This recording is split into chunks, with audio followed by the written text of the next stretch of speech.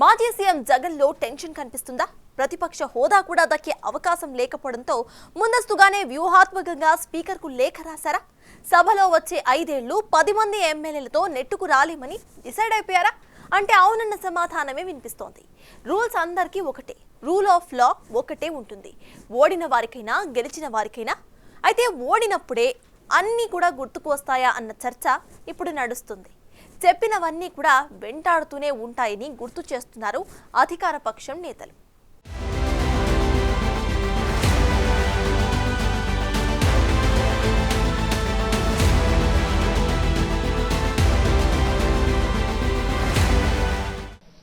చంద్రబాబు నాయుడు గారికి 23 మంది శాసనసభ్యులు ఉన్నారు. ఒక 5గురిని లాగేస్తే ఆయనకు 18 మంది 17 మంది వస్తారు. అప్పుడు ఆయన ప్రతిపక్ష నాయకుడి స్టేటస్ కూడా ఉండదు, లాగేద్దామని. నేను అన్నా, అధ్యక్ష, అలా చేస్తే నాకు ఆయనకు తేడా లేకుండా పోతుంది అన్నాను.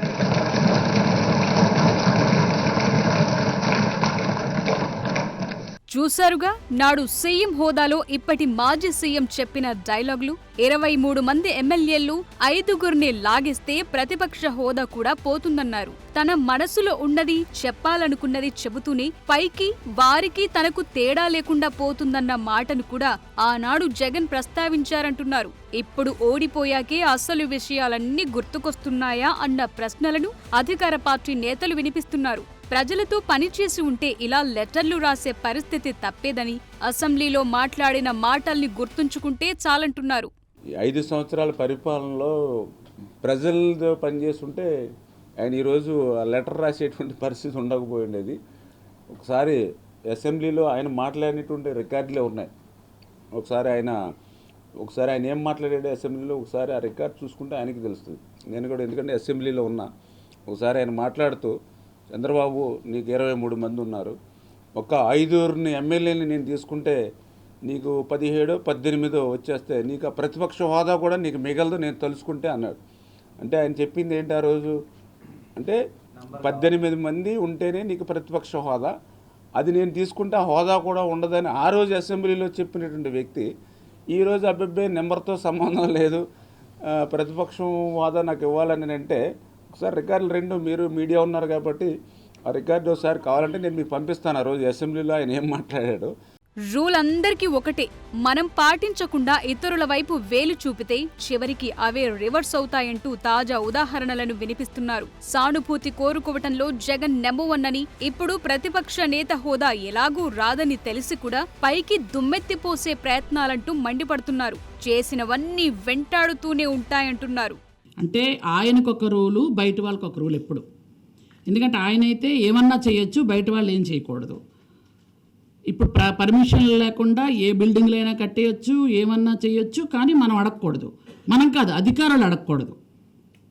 ఈరోజు ప్రతిపక్ష హోదా లేదు, 11 సీట్లు. 11 సీట్లకి ఏం చేయాలో, ఎలాగివ్వాలో సెక్యూరిటీ అలాగే గవర్నమెంట్ ఇస్తారు. అంతేగాని ప్రత్యేకమైన రూల్ ఉండదు కదా. మీకంటే ఎక్కువ మంది ఎమ్మెల్యేలు మిగిలిన వాళ్ళు చాలామంది ఉన్నారు, మిగిలిన పార్టీలు కూడా ఉన్నాయి. మీకు ప్రతిపక్ష హోదా రాలేదు, మీకు అసలు అసెంబ్లీలో 5 నిమిషాలు కూర్చునే ఓపిక లేదు. అంతేందుకు ఆయన పేరు ఆయన మర్చిపోయాడు. ప్రమాణ స్వీకారం అప్పుడు పేరు కూడా 2-3 సార్లు తడుముకొని చదివిన మనిషిని నేను చూడలేదు. ప్రమాణ స్వీకారం రోజు వేరే పదాలు ఏవైనా 2వ సారి 3వ సారి తడుముకోవడం ఎవరైనా చూశాం, కానీ ఆయన పేరే ఆయన 2వ సారి తడుముకున్న మనిషిని నేను ఆయనే చూశాను. అట్లాంటప్పుడు ఆయన పేరు ఆయన మర్చిపోతే మేము ఎందుకు గుర్తుంచుకోవాలండి? సభా సంప్రదాయాలు ఎవరైనా పాటించాల్సిందే, నెంబర్ ఉన్నా లేకపోయినా. ఇప్పుడు మరో ఎగ్జాంపుల్ చూద్దాం. లోక్సభలో డిప్యూటీ స్పీకర్ పదవి అపోజిషన్ కు ఇవ్వటం గతంలో సంప్రదాయంగా ఉండేది. స్పీకర్ అధికార పార్టీ నుంచి ఎన్నికైతే డిప్యూటీ స్పీకర్ పదవిని విపక్షానికిచ్చేవారు. అయితే ఈసారి కూడా ఎన్డీఏ ఆ సంప్రదాయాన్ని పాటించలేదు. దీంతో విపక్ష ఇండియా కూటమి స్పీకర్ పదవికి పోటీ పెట్టింది.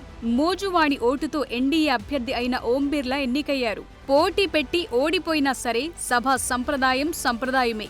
గెలిచిన స్పీకర్కు మర్యాద ఇవ్వాల్సిందే. అందుకే లోక్సభలో విపక్ష నేతగా ఉన్న రాహుల్ గాంధీ స్పీకర్ ఓం బిర్లాను ప్రధాని మోదీతో పాటే స్పీకర్ స్థానానికి తీసుకెళ్లి కూర్చోబెట్టి అభినందించి సభ మర్యాద పాటించారు. आपके चेयर है, आप संभालें।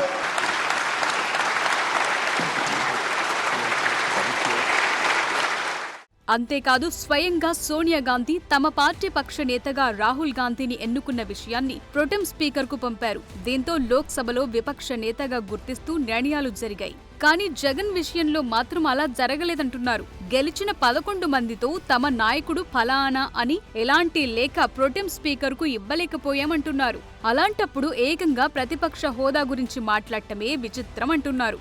అంతేకాదు ఒకసారి లోక్సభలో ప్రమాణ స్వీకారాల విషయం చూసినా రాహుల్ గాంధీ యూపీ కోటాలు ఆల్ఫాబెటిక్ ప్రకారమే వచ్చి ప్రమాణం చేశారు తప్ప విపక్ష నేతగా ముందే వచ్చి ప్రమాణం చేయలేదు. ఇవన్నీ లెక్కలోకి తీసుకోకుండా మాజీ సీఎం జగన్ ఏకపక్షంగా మాట్లాడటమే చాలా ప్రశ్నల్ని తెరపైకి తెస్తోంది.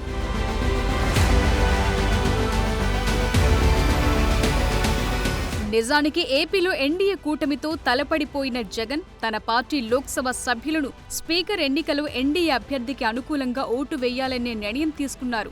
కాంగ్రెస్ నచ్చలేదు, బీజేపీ చేతిలో ఓడారు. నిజానికి తటస్థంగా ఉండే ఛాన్స్ ఉంది. అయినా సరే ఎన్డీఏ వైపే మొగ్గు చూపటం కూడా చాలా ప్రశ్నలను పెండింగ్లో పెట్టినట్లయింది. ఓవరాల్ గా చూస్తే మాజీ సీఎం జగన్ 11 సీట్లతో అసెంబ్లీలో వ్యవహారం నడిపే పరిస్థితి లేదంటున్నారు. గతంలో చంద్రబాబును అన్న విషయాలన్నీ ఒక్కొక్కటిగా తెరపైకొస్తున్నాయి. దీంతో విపక్ష హోదా దక్కకపోతే గట్టిగా మాట్లాడే పరిస్థితి ఉండబోదన్న విషయం గురించి మాట్లాడుతున్నారు.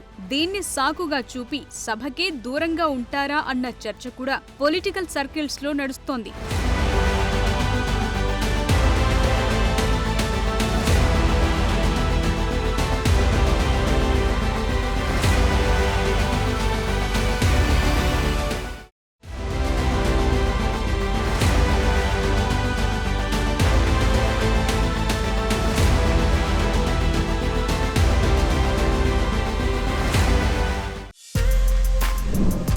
For more videos like this, subscribe Big TV channel.